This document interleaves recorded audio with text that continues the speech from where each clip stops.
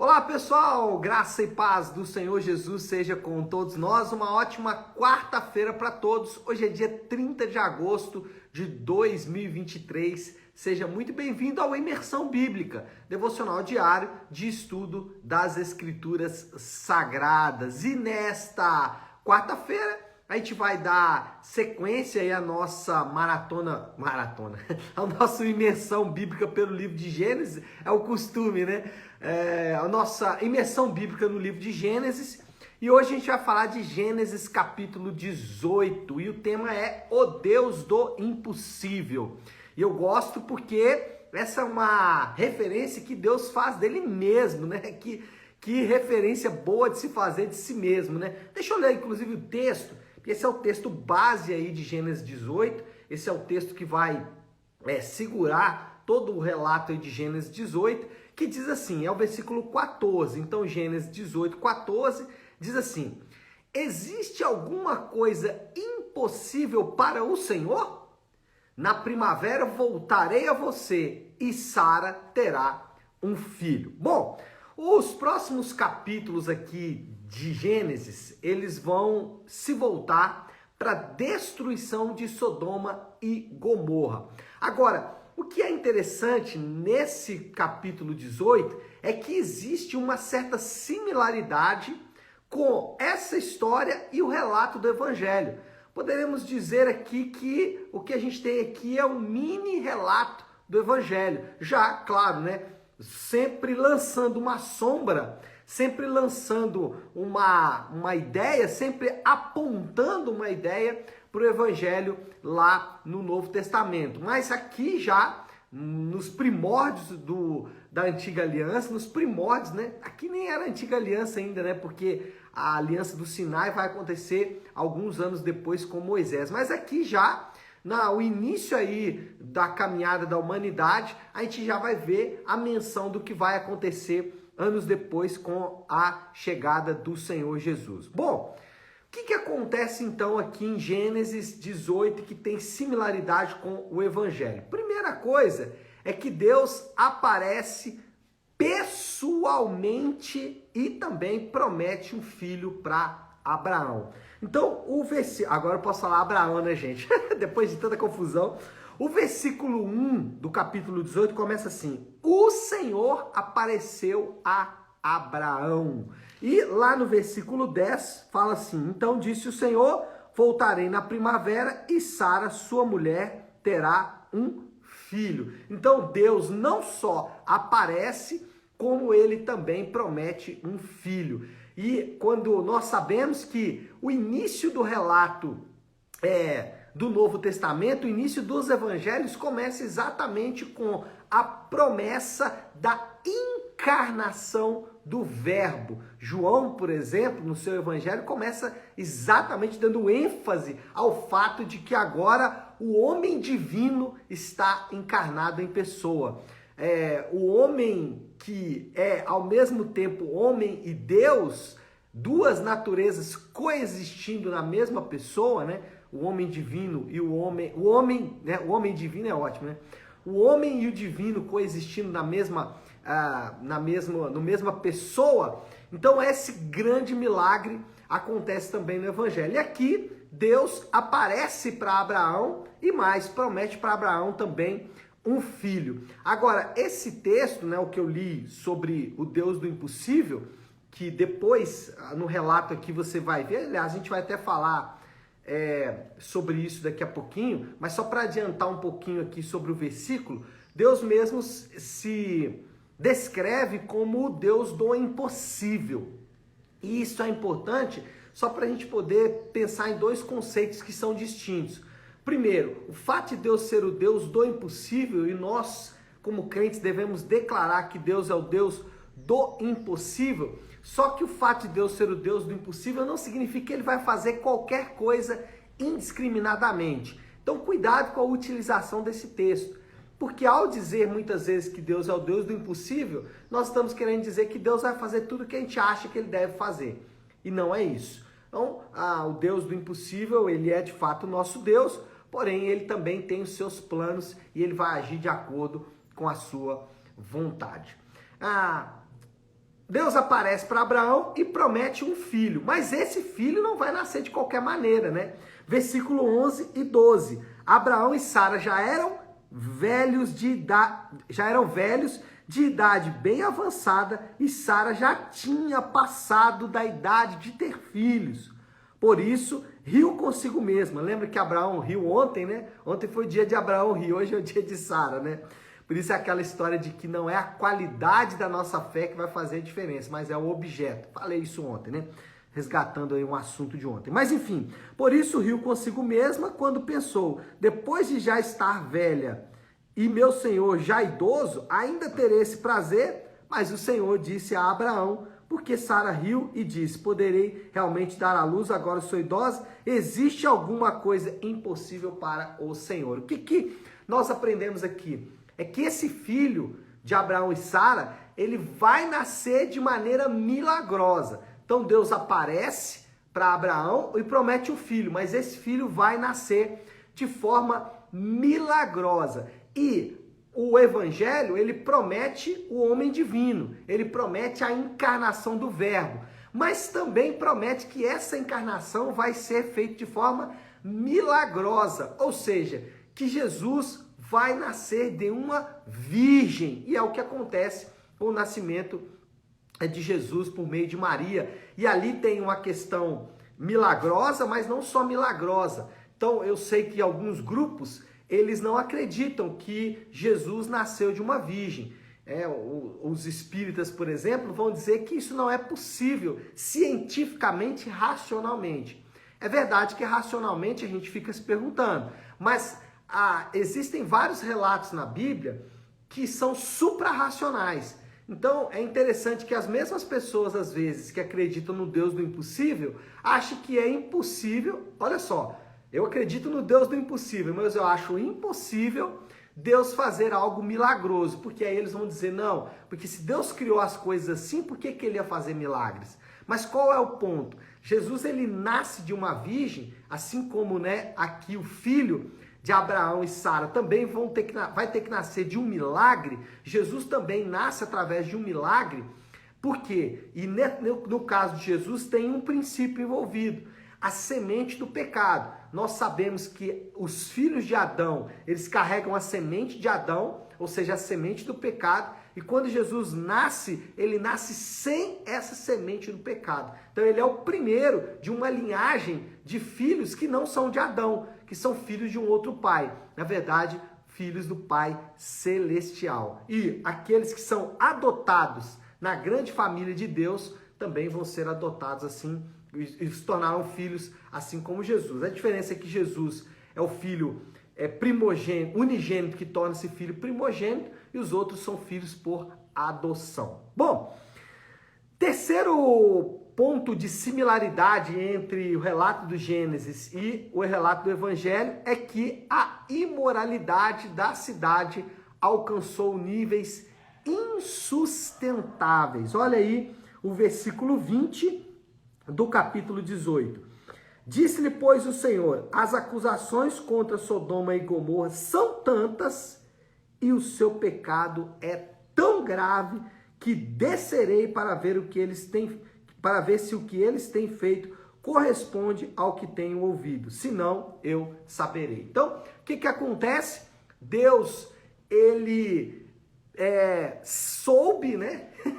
Ficou sabendo, como o texto diz aqui, eu gosto dessa linguagem da Bíblia, mas ele ficou sabendo que o pecado de Sodoma e Gomorra tinha alcançado níveis insustentáveis. Isso já tinha acontecido antes, né?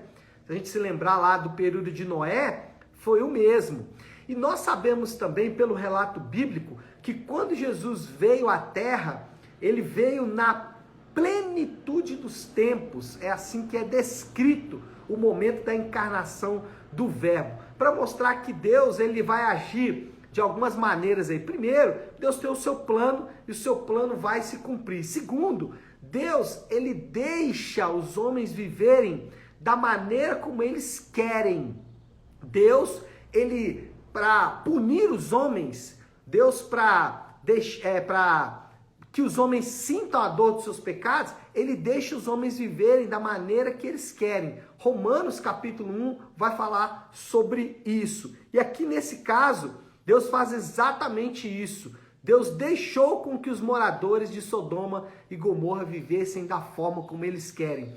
E o relato do Evangelho, ele vai exatamente nessa direção, para mostrar que Jesus ele veio exatamente na plenitude dos tempos, quando literalmente a tampa, né? Ou quando chegou no limite ali, Deus então envia o seu Filho amado. E aí tem um relato aqui que é muito legal, que é Abraão. Abraão se coloca então como mediador. Então você tem de um lado Deus e você tem do outro lado a cidade. A cidade alcançou níveis de imoralidade supremos, né? Não sei se seria essa palavra, mas alcançou níveis de imoralidade insustentáveis. Então você tem a cidade assim, e do outro lado você tem Deus pronto para fazer justiça, porque ele é um Deus justo. E no meio a gente tem Abraão. Olha aí o versículo 25 do capítulo 18. Esse versículo é bem legal porque diz assim, Abraão se posicionando, né? Longe de ti fazer tal coisa. Olha só, Abraão falando com Deus, né? Longe de ti fazer tal coisa.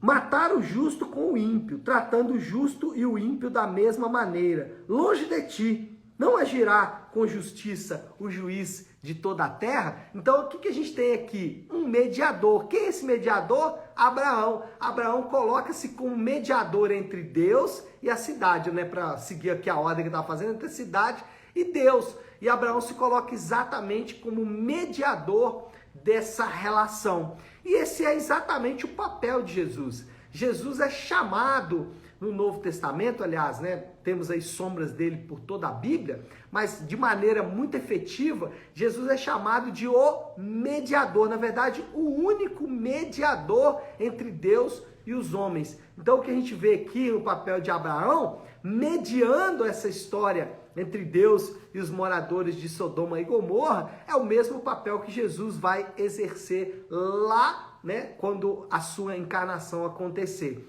Mostrando aí mais uma similaridade entre o relato do Evangelho e esse relato do Gênesis 18. E o que nós aprendemos com isso? Que nós também temos esse santo mediador, que nós não precisamos da mediação de mais ninguém, não precisamos da mediação dos santos, não precisamos da mediação dos espíritos, não precisamos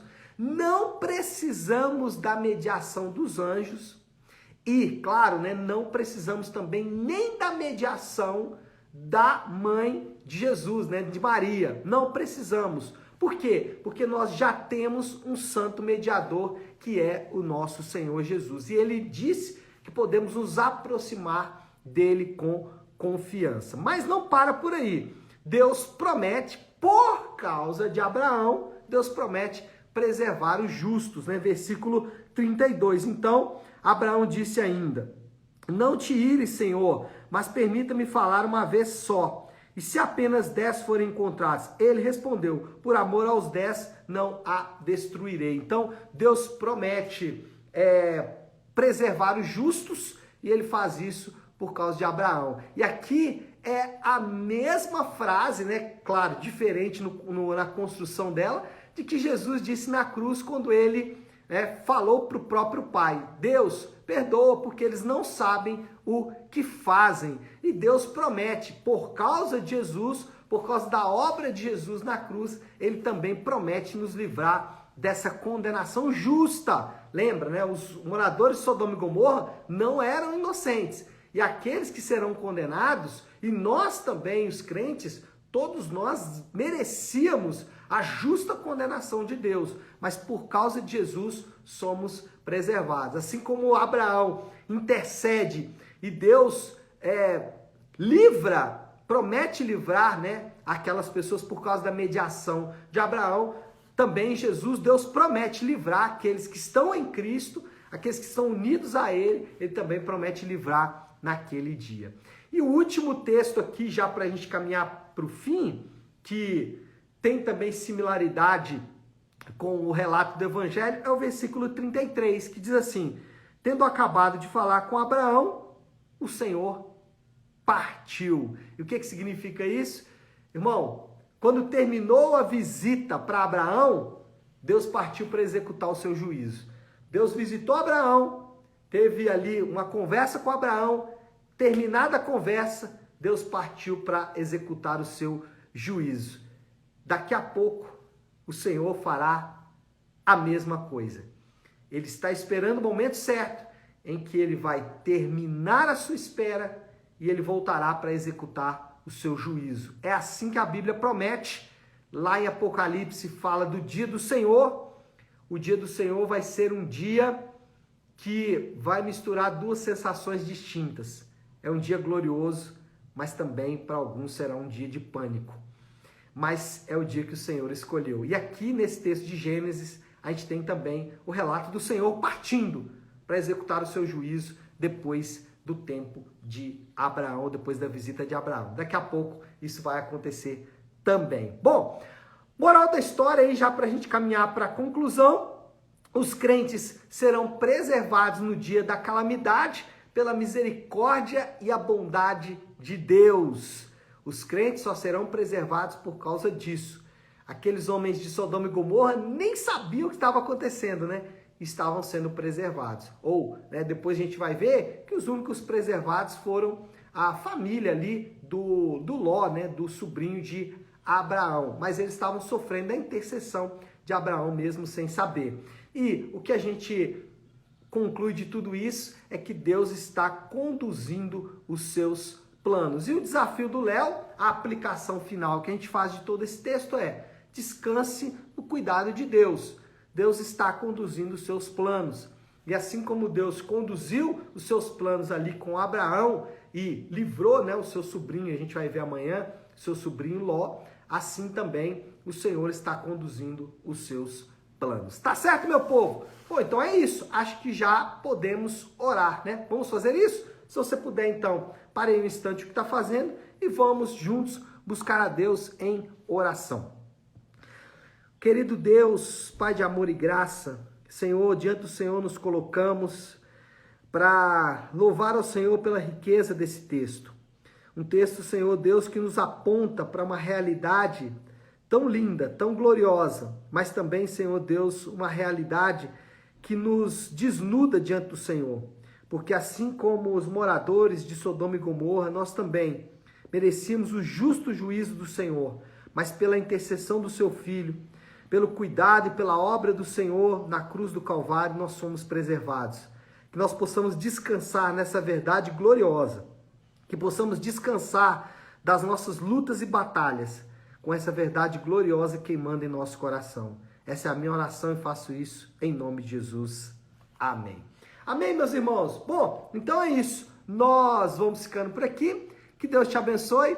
Uma ótima, uma excelente quarta-feira para todos. Fiquem com Deus.